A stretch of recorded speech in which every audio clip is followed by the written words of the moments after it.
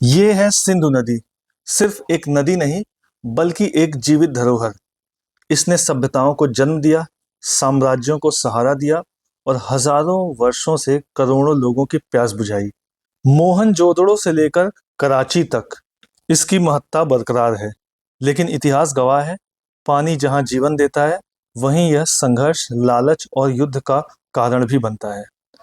1960 शीत युद्ध के दौर में भारत और पाकिस्तान के बीच हुआ एक ऐतिहासिक समझौता, सिंधु जल समझौता।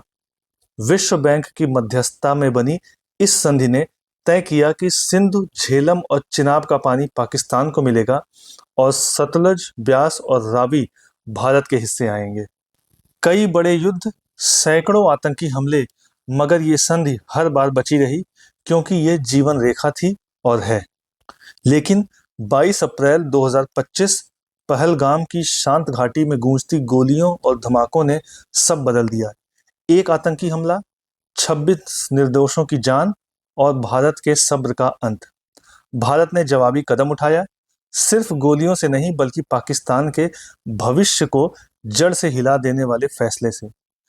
सिंधु जल संधि को स्थगित कर दिया गया। इसका मतलब पाकिस्तान के खेत, उसकी फैक्ट्रियां और उसका हर घूंट पानी अब भारत की नीति पर निर्भर। और फिर शुरू हुआ जहर उगलने का सिलसिला। पाकिस्तान के प्रधानमंत्री शहबाज शरीफ की धमकी, हमारा एक बूंद पानी भी नहीं छीन सकते। दूसरी तरफ बिलावल भुट्टो ने कहा कि भारत बांध बनाए और हम उसे उड़ा देंगे। सेना प्रमुख आसिम मुनीर का ऐलान, हमारे पास मिसाइलों की कोई कमी नहीं है। लेकिन भारत ने सिर्फ धमकियों का जवाब नहीं दिया, उसने दिया ऑपरेशन सिंदूर, एक सर्जिकल प्रहार जिसने पाकिस्तान के आतंकी ढांचों को जड़ से हिला दिया। पीओके में बने आतंक के अड्डे हों या फिर पाकिस्तान के अंदर बने आतंक के अड्डे हों, राख में बदल दिए गए। वो सभी लॉन्च पैड या फिर आतंकी अड्डे अब सिर्फ खंडहर हैं। अब सवाल ये है, क्या ये टकराव सिर्फ सीमाओं तक रहेगा या बहते पानी को लेकर छिड़ जाएगी एक ऐसी जंग जिसे इतिहास जल युद्ध के नाम से याद करेगा। नई दिल्ली के इस फैसले ने पाकिस्तान की सत्ता को हिला दिया। प्रधानमंत्री शहबाज शरीफ ने एक समारोह में मंच से गरजते हुए कहा, हमारा एक बूंद पानी भी नहीं छीन सकते, वरना ऐसा सबक सिखाएंगे कि कान पकड़ लोगे। उनकी आवाज में गुस्सा भी था और बेबसी भी, क्योंकि वो जानते हैं पानी रुकने का मतलब पाकिस्तान के खेतों का सूख जाना और उसकी जनता का भूखा रह जाना। पूर्व विदेश मंत्री बिलावल भुट्टो ने तो इस फैसले को सिंधु घाटी सभ्यता पर हमला करा दिया। उन्होंने माइक पर झुककर हर शब्द में धमकी भरते हुए कहा कि भारत बांध बनाए और हम उसे मिसाइल से उड़ा देंगे। इतिहास और युद्ध की धमकी को एक ही सांस में मिलाकर पाकिस्तान ने साफ कर दिया कि पानी अब उसके लिए लाल रेखा है।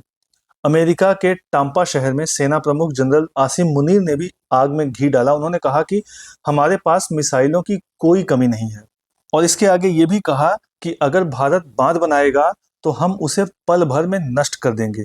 मगर हकीकत ये है, मिसाइल से बांध उड़ाना आसान कहना है, करना नहीं। लेकिन पाकिस्तान का लहजा बता रहा था कि इस बार मामला सिर्फ शब्दों तक सीमित नहीं रहेगा। भारत ने 7 मई को जवाब दिया था, नाम दिया ऑपरेशन सिंदूर। इसका मकसद साफ था, पहलगाम हमले के मास्टरमाइंड्स को खत्म करना और पाकिस्तान अधिकृत कश्मीर में बने आतंकी ढांचे को नेस्तनाबूद करना। इंटेलिजेंस रिपोर्ट्स के मुताबिक पीओके में मौजूद 12 से ज्यादा आतंकी लॉन्च पैड्स पर नजर रखी जा रही थी, और फिर एक रात ड्रोन, प्रिसीजन गाइडेड मिसाइल और फाइटर जेट्स ने पाकिस्तान की नींद उड़ा दी। ये सिर्फ एक सैन्य कार्रवाई नहीं थी, ये था एक संदेश, अब हर वार का जवाब मिलेगा, वो भी दोगुना। सिंधु जल संधि के तहत भारत पाकिस्तान को 3 बड़ी नदियों, जिसमें सिंधु, झेलम और चिनाब हैं, उनका 80% से ज्यादा पानी देता है। ये पाकिस्तान की खेती, पीने के पानी और उद्योग के लिए लाइफ लाइन है। अगर भारत इन नदियों का जल रोक ले या नए बांध बनाकर पानी का प्रवाह नियंत्रित करे, तो पाकिस्तान की सिंचाई प्रणाली ठप हो जाएगी, उसके गेहूं और चावल के खेत बंजर हो जाएंगे। पाकिस्तान पहले से ही पानी की गंभीर कमी झेल रहा है, और इस संधि का स्थगन उसकी अर्थव्यवस्था के लिए विनाशकारी साबित हो सकता है। पाकिस्तान ने तुरंत ऐलान किया कि वह इस मुद्दे को अंतर्राष्ट्रीय मंचों पर उठाएगा, संयुक्त राष्ट्र हो गया, अंतर्राष्ट्रीय न्यायालय और विश्व बैंक। लेकिन भारत का रुख साफ है, आतंक और समझौता दोनों साथ नहीं चल सकते।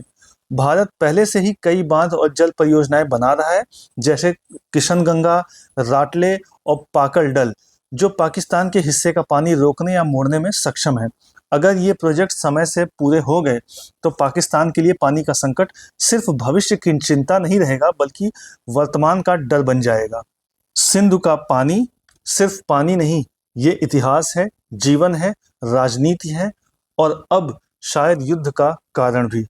भारत ने साफ कर दिया है कि आतंक का कोई भी रूप अब बर्दाश्त नहीं होगा, चाहे वो सीमा पार से आने वाली गोली हो या बहता पानी। जवाब मिलेगा और वो भी निर्णायक। अब सवाल ये है, क्या ये टकराव वाकई जल युद्ध में बदलेगा या कूटनीति इस उफान को थाम लेगी? आने वाले महीने तय करेंगे कि दक्षिण एशिया में पानी शांति लाएगा या फिर नहीं। अगर आपको वीडियो अच्छा लगा हो तो लाइक और शेयर करें। इसी तरह के और भी अपडेट्स जानने के लिए सब्सक्राइब करें एजलेसनेस।